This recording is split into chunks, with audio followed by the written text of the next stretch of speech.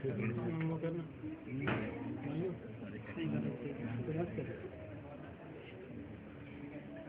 when see you read yourself. So come to the examination of the newborn. First examination, first when the baby is born, first you have to look for whether the baby is transitioned smoothly from intrauterine to extrauterine life. Okay. So just few criteria you have to see. So you need not do Apgar scoring. Apgar scoring is for the prognostication, not for the assessment. Okay. So just you need to look for the baby activity, color and cry.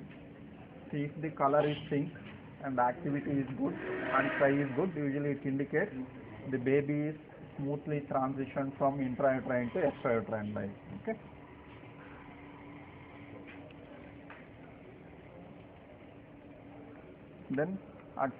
Then you have to examine for the any major life-threatening congenital malformation. That is in first examination, just any major life-threatening congenital malformation you have to see. Okay.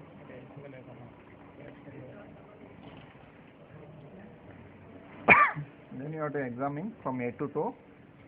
So head to toe examination, first you look for the hair. The hair color, you see for the color of the hair. Suppose if it is a white color, usually it indicates there is either total albinism or homocystinuria or phenylketonuria or total albinism. Okay. Sometimes only the forehead there may be white patch. So that is seen in Walding-Hoffmann syndrome. That's seen in Bowers. Okay. Then you look for any swelling in the scalp. So either it is a uniform swelling or localized swelling. If it is a uniform swelling over the presenting part, usually that is a caput succedaneum, that is usually present at birth. Okay. Suppose if the baby is more than 24 hours old, so most of the time the caput succedaneum will disappear. So any swelling which is present after 48 hours, usually most of the time it is cephalometoma. So the difference between caput succedaneum and cephalometoma, one is the appearance of the swelling, the time of appearance. So usually caput succedaneum appears at birth and disappears by 24 to 48 hours, and cephalometoma usually it appears after 24 hours. It will persist for 3 to 6 weeks. Okay, then usually the presenting part, all swelling will be present. It is due to the edema in case of caput succedaneum, and in cephalometoma it is accumulation of the blood in the subperiosteal region. Okay, and it is a caput succedaneum is not limited by suture line because just it is an edema of the soft tissue, but in cephalometoma it is limited by suture line because it is a subperiosteal, so wherever there is suture it is limited.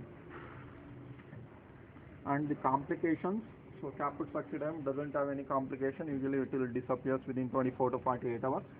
Cephalometoma, there is a chance of if it is a large cephalometoma, the chance of hyperbilirubinemia is more common, and they may be associated underlying bone fracture. Okay. And one more swelling, the subgaleal hematoma. Usually in subgaleal hematoma, it is it's a collection of the blood in the loose areolar tissue of the scalp that is extends from nascent to inion. So cephalometoma is limited by suture line, but subgaleal hematoma is from nascent to inion. Okay, and most of the time it is associated with severe birth asphyxia and hypovolemic shock. Subgaleal hematoma. So then you look for any swelling in the back. Usually if it is a swelling in the back, most of the time it indicates encephalocele, that is presence of the brain matter outside the scalp. And then you look for the anterior fontanella. So anterior fontanella normally at birth is 2.5 centimeter into 2.5 centimeter is a diamond shape. So posterior fontanella, it is 0.5 centimeters.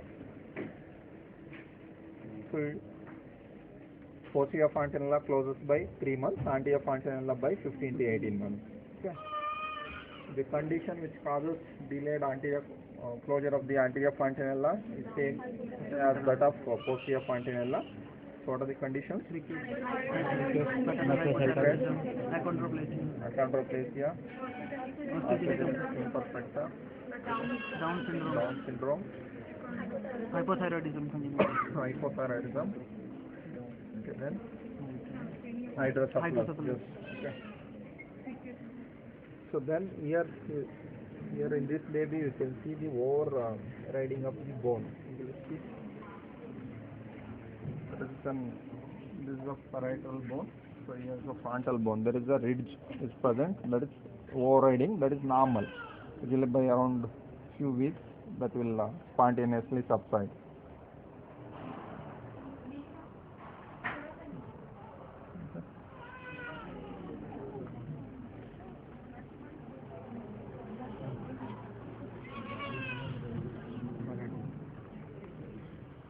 Okay, then the head circumference.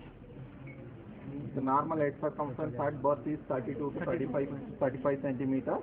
So anything less than 32 centimeters, so it may be normal in premature delivery, but in term baby anything less than 32 centimeters is microcephaly. To look for other congenital malformation associated with microcephaly. So more than 35 centimeters is macrocephaly. Usually you have to look for any presence of wide open anterior frontal like in hydrocephalus.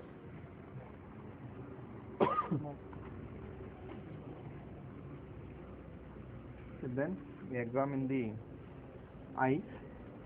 So on the eye sometimes the normal delivery, so they will be having subconjunctival